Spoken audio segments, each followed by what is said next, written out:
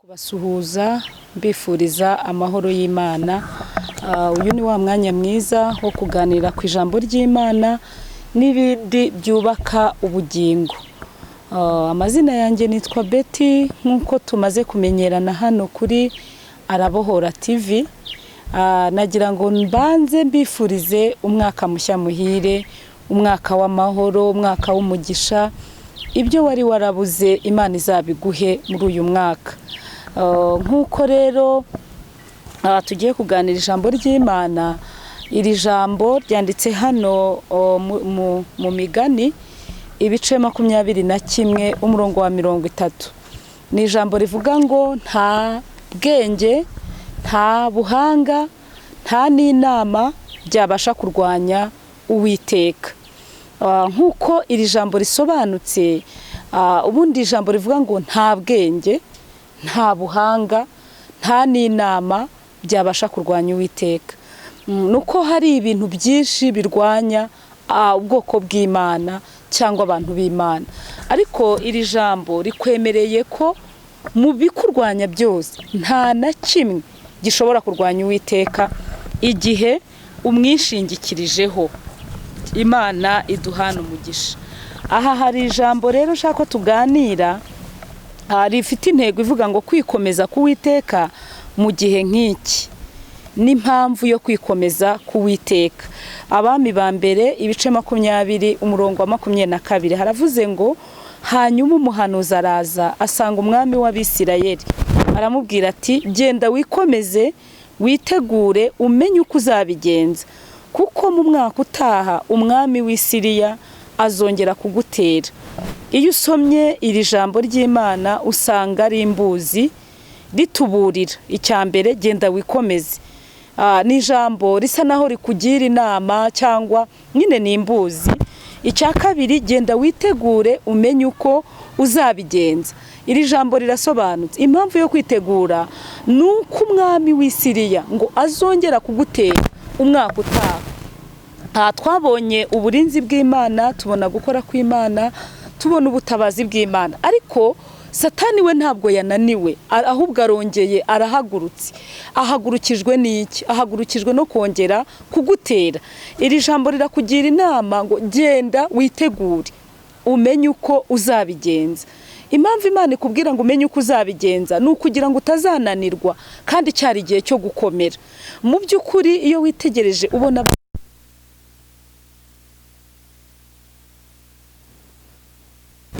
impamvu basubiye inyuma nuko hari ibintu byinshi bari kwishingikirizaho. Impamvu bari kubyishingikirizaho ni iyihe? Dusomye iri jambo rivuga ngo genda witegura umenye uko uzabigenza. Bishatse kuvuga ngo niba Satani aguteye aturutse wenda mu rugo, ba witeguye umenye uko uzagira gute uzarwana. Niba guteye aturutse mu kazi, genda witegure umenye uko uzabigenza. Imana itugirire neza. Iri jambo rero riravuze ngo dusome muri Yesaya igice cya 43 umurongo wa 1 n'uwa 4. Ariko noneho Uwiteka wakuremye wowe Yakobo kandi wakubumbye wowe Isirayeli aravuga ati witinya, witinya kuko nagucunguye, naguhamagaye mu izina ryawe uri uwanjye. Nunyura mu mazi nzaba ndi kumwe nawe, nuca no mu migezi ntizagutembana, nunyura no mu muriro ntabwo uzashya, kandi ibirimi byawo ntibizagufata, kuko ndi Uwiteka Imana yawe, Uwera wa Isirayeli. Imana ishimwe cyane. Hano haravuze ngo ntabwo uzashya kandi ibirimi byawo ntibizagufata, kuko ndi Uwiteka Imana yawe, Uwera wa Isirayeli, umukiza wawe. Nagutangiye Egiputa h'incungu, Etiyopiya n'Isheba nahatanze ku bwawe, kuko wambereye inkoramutima kandi ukaba uwo kubahwa, nanjye nkagukunda. Nicyo kizatuma ntanga ingabo zigapfa ku bwawe, n'amahanga nkayatangirira ubugingo bwawe.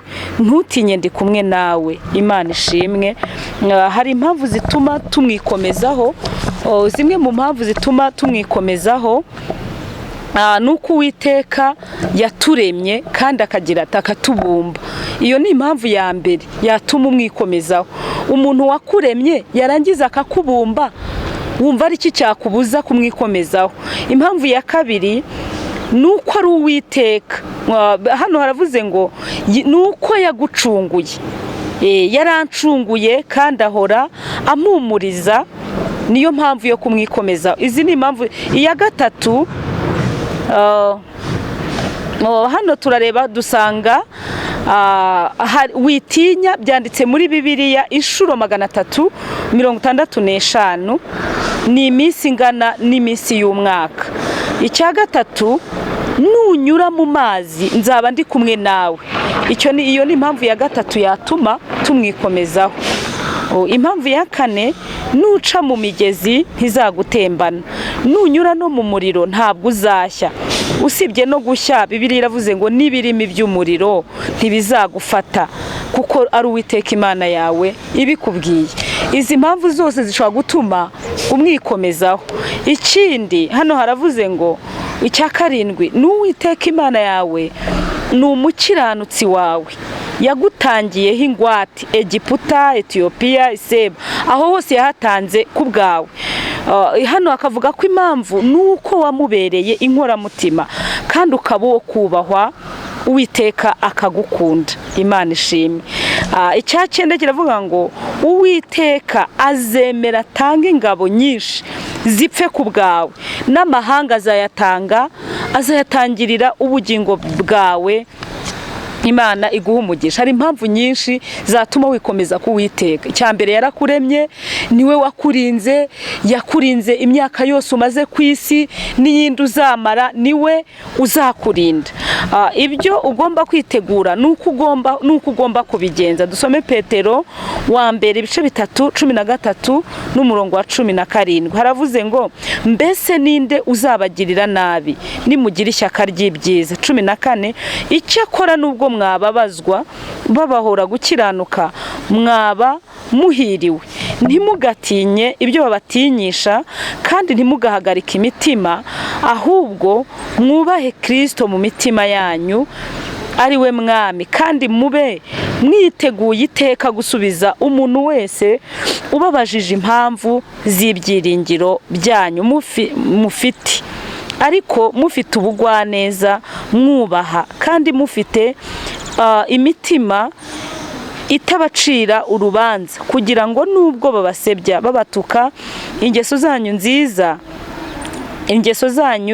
zo muri Kristo bamwari. 17, ibyiza nuko mwababazwa babahora gukora ibyiza niba ari by'Imana ishaka, kuruta uko mwababazwa babahora gukora ibibi. Imana itugirire neza. Ese kwitegura ni ngombwa? Niba ari ngombwa, urumva wakwitegura wabivugaho iki? Kugira neza kuko tubonye ufite ishyaka ry'ibyiza, kugirira neza abantu ugahorana iryo shyaka ry'ibyiza. Yesu ashimwe cyane. Aya magambo rero uburyo nayumvise ni amagambo asa n'aho atuburira twebwe twese ko tugomba kwitegura, kuko Satani we ntabwo ahumirije ijisho rye rikuriho. Arimo arareba ko umurwanya, arimo arareba ko wiga gukiranuka. Iyo twitegereje tubona Satani yigarurira imitima y'abantu uko bwije n'uko bukeye, ariko ntago bikwiriye bene data. Birakwiriye ko Imana itwigarurira kuruta uko Satani atwigarurira. Impamvu nuko tugeze mu bihe bya nyuma. Hano baravuga ngo muhore mwiteguye gusubiza umuntu wese ubabajije impamvu z'ibyiringiro byanyu. Harimo n'abazabibabaza babagerageza. Hano bakavuga kandi icyakora nubwo mwababazwa babahora gukiranuka mwaba muhiriwe, kuruta uko babahora ibibi mwakoze. Hano rero hakavuga ngo mujye muhora mwiteguye, kuko ijambo ryavuze ngo mwitegure undi mwaka umwami w'Isiriya azabatera.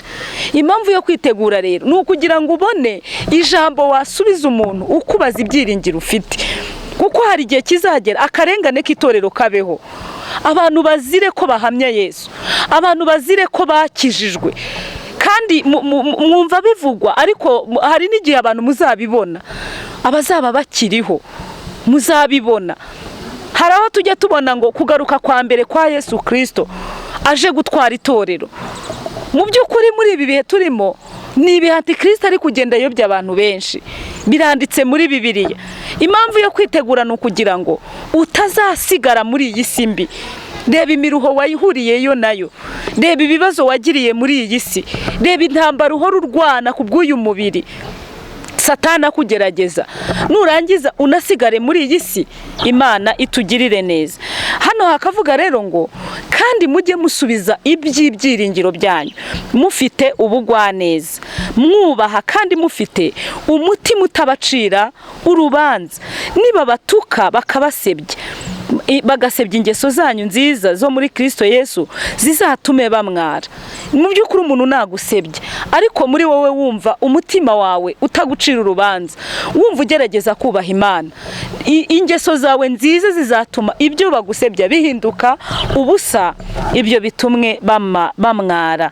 Ibyiza nuko mwababazwa babahora ibyiza kuruta uko mwababazwa babahora ibibi.